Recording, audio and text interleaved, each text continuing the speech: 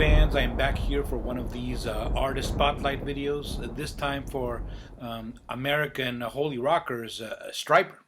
You know, they've been around since the 80s, and they really hit it big in the 80s. Um, and they were definitely part of the hair metal subgenre. You know, let's say it. Even though they had, of course, their um, characteristic that they were a Christian metal band, and they still are. Of course, they haven't changed their stripes, you know, so to speak, pun intended, right there. And they were a band that was really played back in the day on MTV. You know, back when they used to play music videos. I remember one time, you know, in one of those weekly shows on MTV where they would put the most popular videos of the week, and people would, I think, people would call in, you know, requesting the video. So it was kind of like the most requested videos, and like for many weeks in a row, Stryper was on that list, along with several other 80s metal bands. And the host of the show, I remember saying, you know, let's see if we can just mix it up a little bit because they were saying the same things week after week. You know, so people were into Stryper, and they still are, like me. I was a fan back then, and I still am now. In fact, I think I'm more of a fan now than I was back then. Let's get started. I don't have all the albums, but I do have most of them. This is not their first one. Okay, this is the Yellow and Black Attack. The first one was Soldiers Under the Command. I don't have that one. Here we go. There they are in the back. This is a reissue. Okay, comes in a digipack. Really high-pitched vocals right there from Michael Sweet. Still, you know, to this day, but more so in the beginning. Okay, and there was, I have to say, over reliance on ballads in these early albums. Okay, here we go with To Hell with the Devil. This is the original cover, which for some reason was censored. You know why? I don't know. Back in the day, there was still certainly a lot worse things in your record store. Um, Title track, of course, really good, great. Calling on You and Free were a big MTV hits, as was Honestly. You know, sing along song, which is really corny but catchy, I have to say. You know, Rockin' the World, More Than a Man, great. This is the censor cover, which I have it here on cassette. They had just a black cover with To Hell with the Devil on it. This is the one I've had since back in the day. And then one that I only have on cassette, but we'll try to get it on CD as soon as I can. It is In God We Trust. There we go. With it is at the $100 bill, right there. You know, title track, Always There for You. You know, okay. Let's see. I believe those were the hits right there. Again, a bit too reliant on the ballads here, but there were still a lot of really heavy tracks. And having a very high vocals was more of a common thing. I mean, remember, like bands like Slaughter.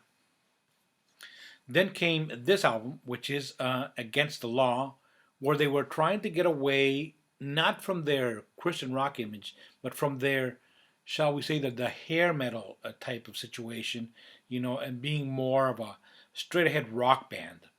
You know, as far as their sound concerned, this is really a really good album. I remember, and I believe, you know, this is one of the very first digipacks that I remember buying from back in the day because they were not at all common back then. You know, the jewel cases were the ones. So I thought this one was special. Here they are in prison stripes, not the yellow and black, but the band photo shows them not in their usual yellow and black striped outfits. So, like I said, they were trying to, I don't know, you know, get away from that a bit. After this album, the band broke up, and they remained broken up for several years. Michael Sweet released a whole slew of solo albums, which I haven't heard. I've only heard a few tracks from one of the albums, and it's pretty good. And then they came back, and I believe for a couple of albums that I do not have, which are, I believe it is um, Reborn, and then Murder by Pride. Then they took out a covers album called The Covering, and then this one, which is No More Hell to Pay, right there. This is when they really made their, what I consider their real comeback, and hit their stride, right there. We're a pretty cool cover. Okay, a lot heavier, less reliant on the ballads. The high vocals are still there, but a bit more tempered. I think age has been very kind to Michael Sweet's voice, and it has matured really well. There is, after No More Hell to Pay, Fallen, which I do not have, but I do have this next one, which is a Goddamn Evil. Right there. These are, like the first track, Take It to the Cross, which is really super fast and heavy. Okay.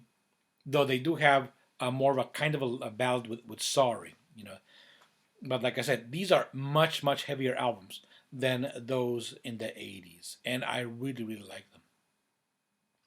Goddamn Evil, the classic logo right there on the back. And let's see if on the band photo, well, on the band photo, they're not wearing their outfits, but they are right there with that background. They're yellow, black striped outfits.